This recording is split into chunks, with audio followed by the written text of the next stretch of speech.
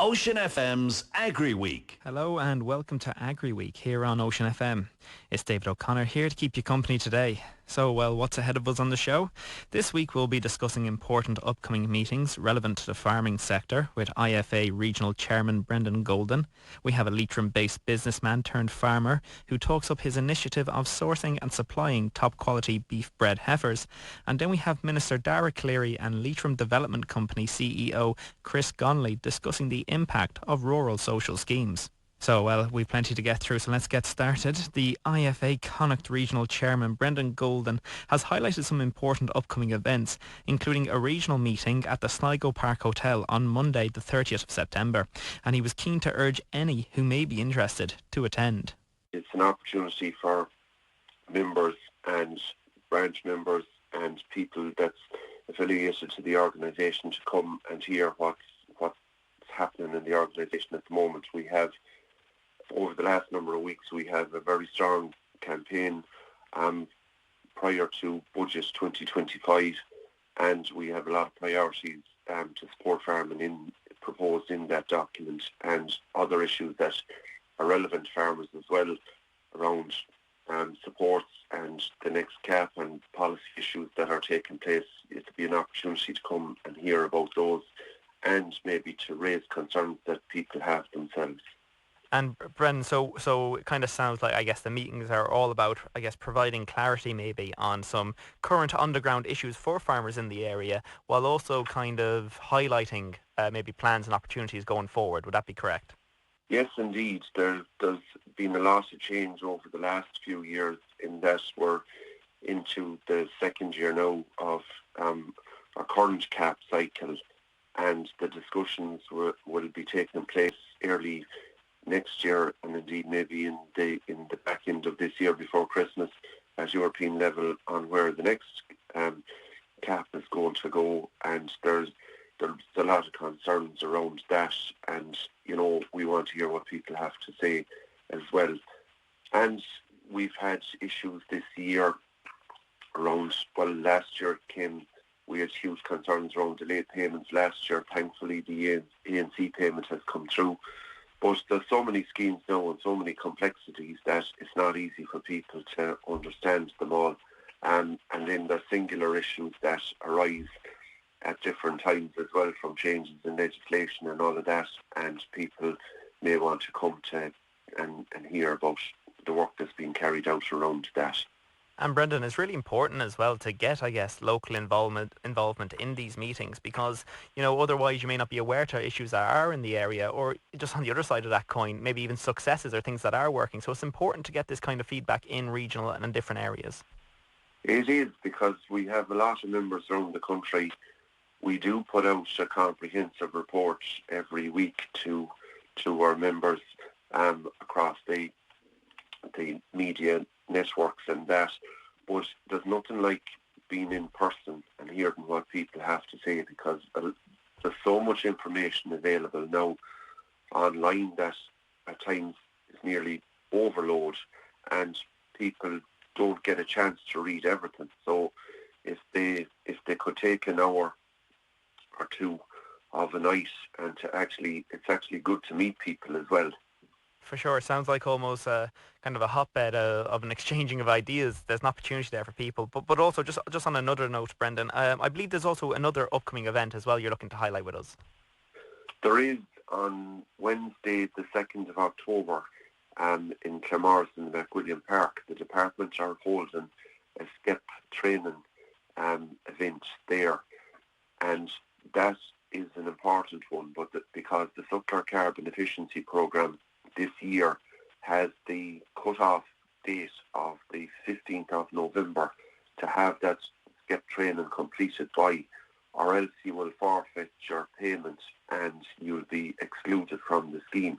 Now, earlier this year, they sent out a series of letters, and it was possible to do that SCEP training at home online, and it's still possible.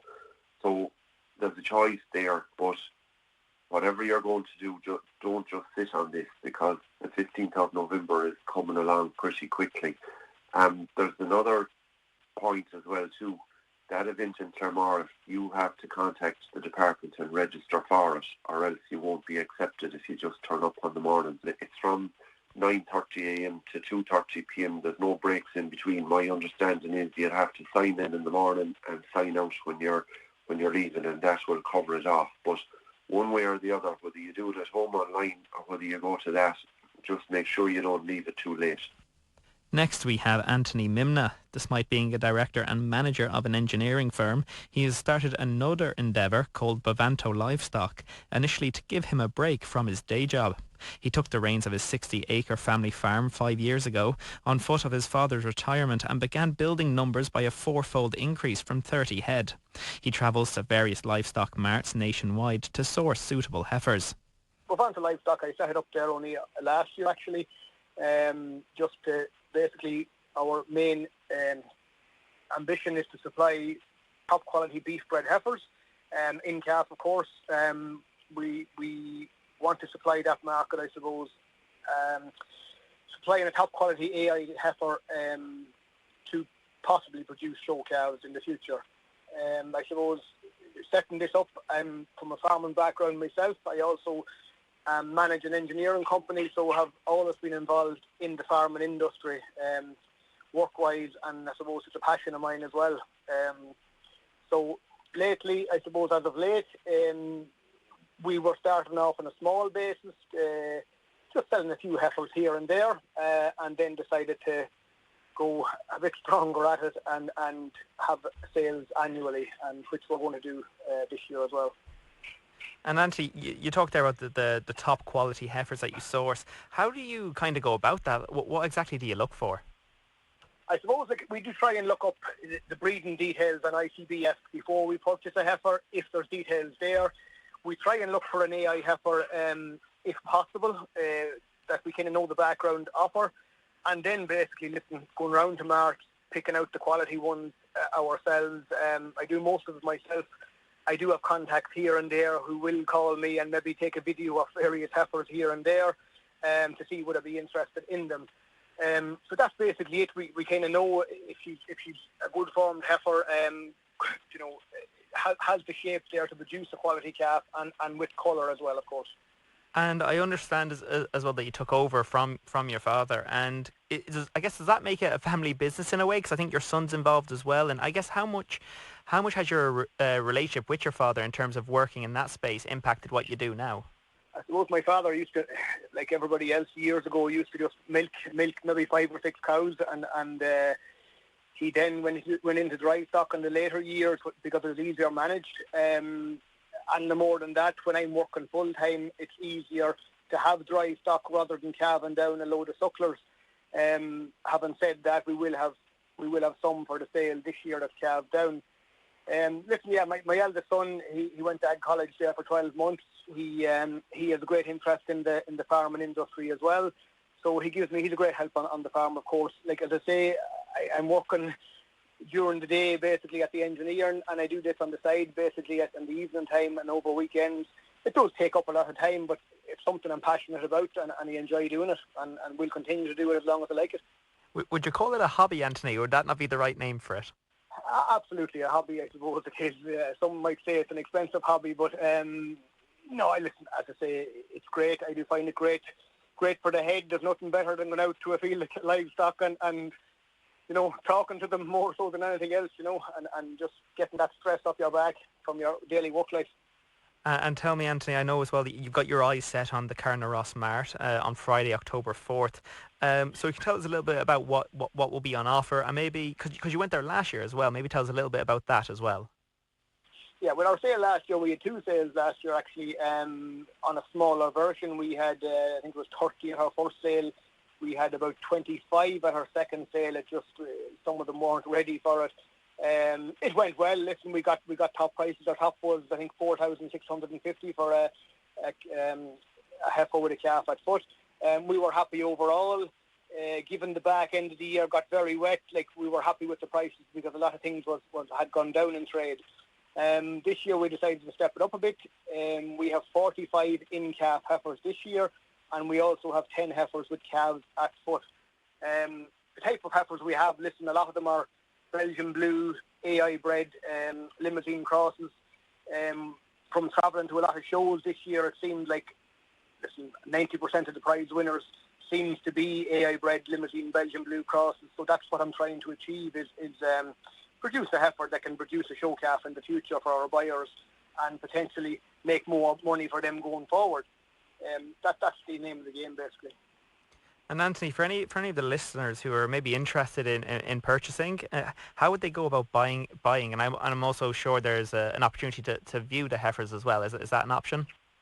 Absolutely. From next week on the farm, at the moment the heifers are kind of spread across the country here and there and different lands we have rented. So we'll be bringing them all back next year to start clipping them and getting them washed up for the sale. So by all means, by appointment there, if they want to contact me on the mobile, they're welcome to view them on farm. Or alternatively, they can be viewing from 4 to 5 p.m. in Carnaross next Friday, the 4th of October. There's also a sales catalogue available online, and we will have a hard copy available next week. And I can post those out if anybody wants them, or alternatively, they can collect them in Carnaross North either, whichever suits best. And now recently the Leitrim Development Company marked the 20th anniversary of the rural social schemes in the county with a special event in the Landmark Hotel.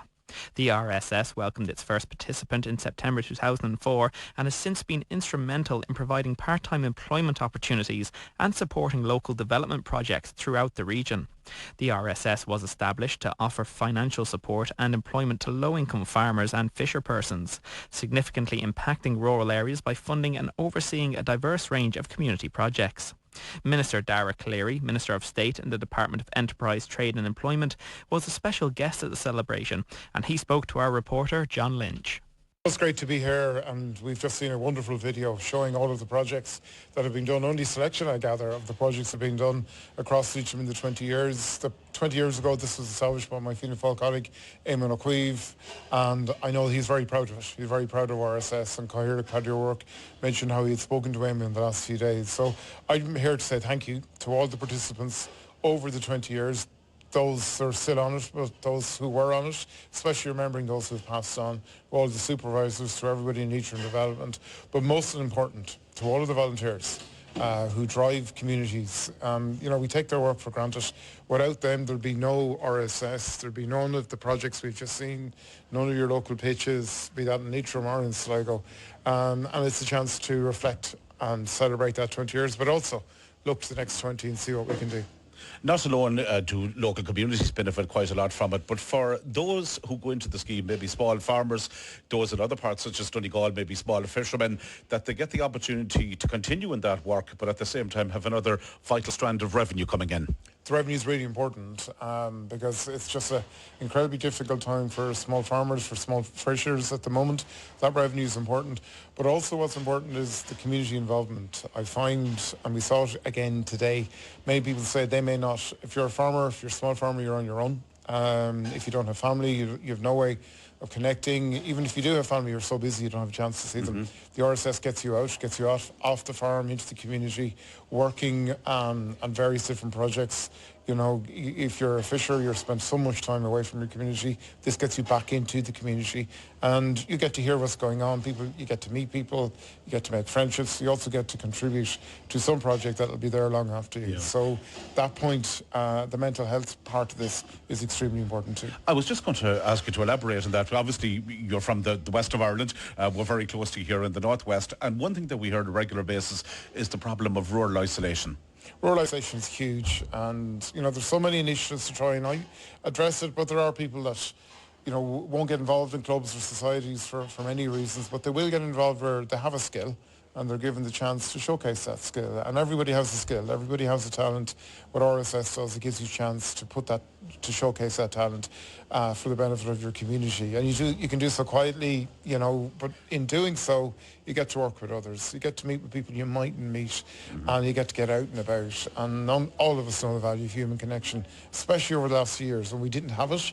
During COVID, we didn't have it. Now we have a little bit better value on it. Like most politicians at this stage, probably on a general election footing at this stage. What's the word on the ground? We're hearing February from Simon Harris time and time again, but there's a real, I suppose, rumour doing the rounds that we could be looking at an October, November general election. Look, that's way above my pay grade. It's a matter for the party leaders to decide. We're focused It's great to be here to celebrate 20 years of RSS. We're focused on the budget. Within my own department, in the enterprise department, we're focused on continuing to grow our enterprise, support our small businesses. The budget is next week and that has to be passed. We have new planning laws coming in that will reform the way we do planning. People are still struggling with bills. So we have to focus on how we help people pay cost of living, cost of business. That remains our focus.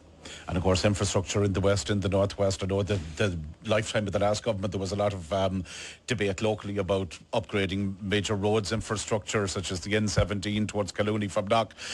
Again, being from the west of Ireland, those projects are absolutely vital for this region to continue to develop and not fall behind other regions. Absolutely. I mean, I came over from Ballina this morning on the new N4. At Castle Baldwin. That was delivered in the lifetime of this government. We are progressing the N17 a bit slower than I wanted. I wanted fastened up, the Western Rail Corridor.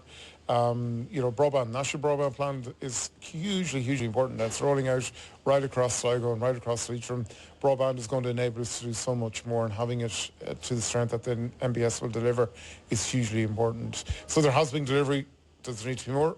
1,000,000%. And I'm in the middle of writing a manifesto at the moment for whenever that general election will be, and that will be crucial. Ireland West Airport, but the N17 will be crucial, up in the N4, and continuing the kind of investment that has been delivered. There's been significant investment during the lifetime of this government into the west and the northwest, and we continue to drive that on. And finally, John also caught up with the CEO of the Leitrim Development Company, Chris Gonley. It has been brilliant here today, huge crowd here today, a lot of participants, a lot of sponsor groups, the department, a lot of local representatives and state agencies, which is wonderful. I think it is true testament to 20 years of all the work that has gone on in the communities in Leitrim, from the Rural Social Scheme. It's every community, I suppose, has been helped in some way, whether it be the local theatre, whether it be the local community garden or the older person service, whatever else it is. There's so many people doing so much work on it. I think it's one of the better schemes, I think, from the point of view of the rural areas in Leitrim in particular, I suppose, because it does mean we have a consistent workforce that can get the work done for the communities. The communities themselves have to do obviously a lot of work and a lot of volunteerism around it and supporting them, but it really is positive. I think we had a video here today and it'll be available on the website just showing some of the work that goes on, and it also, I suppose, highlights some of the some of the key milestones. I think Councillor Paddy O'Rourke put it well when he went and talked about the monuments and the legacy of the Rural Social Scheme over the last 20 years, which is wonderful as well. When the schemes were set up, very much aiming towards maybe small farmers and fishermen that would have been on what one could describe as modest incomes. Is it now time, when you see the success of the scheme and maybe the number of small farmers in particular and maybe even fishermen on the decline, is it now a chance maybe to broaden the horizons in relation to the criteria for those that could work on such schemes? Yeah, I think it is. I think, look, the farming community are still vitally important to as the backbone of the rural areas, in particular, I suppose, Leitrim. But I suppose we have seen, I suppose, a lack of availability. Maybe a lot of people now have full-time jobs where in the past they might have had part-time jobs or other income that could have sustained them in the farming communities. We're seeing now, I suppose, a lot of people maybe that are just working on farms or helping out on farms, and they could be eligible for the scheme. So the department have conducted a review, the Department of Social Protection, which is wonderful, and they're looking at pilot and an idea around rural dwellers. So you wouldn't have to actually be a member of the farming community itself. So look, I think that's a good idea. I think we'll see how the pilot goes, but I've no doubt that will open up more doors, and I think it'll provide more sustainability for the programme and for the communities that benefit from the Rural Social Scheme. For those that work on the scheme, obviously they manage to protect their income payments as coming in. That's topped up a little bit, but there are other benefits as well. Addressing the whole issue of, say, for instance, of rural isolation, which we hear time and time again is a major problem in many areas now, rurally, in Leitrim and in other counties, with shops, with pubs unfortunately closing. There's a big social outlet to this as well, where people are meeting and are in contact with other people on a daily basis. Yeah, look, I think social isolation, even in urban areas, is not a modern phenomenon, unfortunately. Yeah, look, I think getting out into your community, getting involved, meeting up with other people on schemes and on programmes. It's very good for your mental health, and we all know, everyone I think today talked about the social aspect of it, the getting out, the meeting people. People talked about before they joined the scheme they mightn't have seen someone from one end of the week to the next, and I think we all heard the stories years ago about the postman being the only person, and I'm sure there's people unfortunately still like that. But I think the opportunity for Rural Social Scheme and the communities to get involved and other employment programmes to engage with people is one way, and the benefit on both sides. So like I know a lot of them are involved in daycare centres for the elderly and activities for kind of people with disabilities, whatever it may be. So it's also, the benefits from it as well as the benefits for the participants themselves, huge. They're huge social benefits. Very evident from the videos and the speeches here today, and if we look at it to the area that we predominantly broadcast in Leitrim, that's North Leitrim. So many areas have benefited here from these schemes. The workers, the supervisors, all working along with the likes of the Leitrim Development Company. Great cohesion to make sure there's enhancement in various communities. Yeah, look, we've seen some examples there from Kenlaw to Fowley's Falls and down into the Organic Centre, down to Drumcairn and Drumshambo and, over to Drumahare. Look, I think all of the villages benefit in a huge way from the Rural Social Scheme, and I think any area that and it's a celebration nationally, I think, of 20 years in a Rural Social Scheme in a lot of counties as well, and you see the benefits for these small villages. A lot of people you see in a village, I often go into the village and you meet the people in the Organic Centre, like there's a huge amount of employment in the Organic Centre, but it's true the likes of the employment programme. So Rossenver has 2 or 3 of those different programmes, do you know what I mean? They have their own community centre there where they have a lovely youth project going on as well. So these create vibrancy in communities when maybe the likes of the larger organisations or companies may not have a presence in the smaller villages. It is great to see the community starting that social entrepreneurship or community entrepreneurship, community activity in these areas, keeping the towns vibrant and alive and getting people, the reason you go into the shop, they might be visiting, the person in the older person service or whatever it may be, Well, that's our lot for this week, so I'd like to thank our contributors and of course you for listening. We'll be back at the same time next week with Ronan Flanagan returning as your host. We'll see you all again then.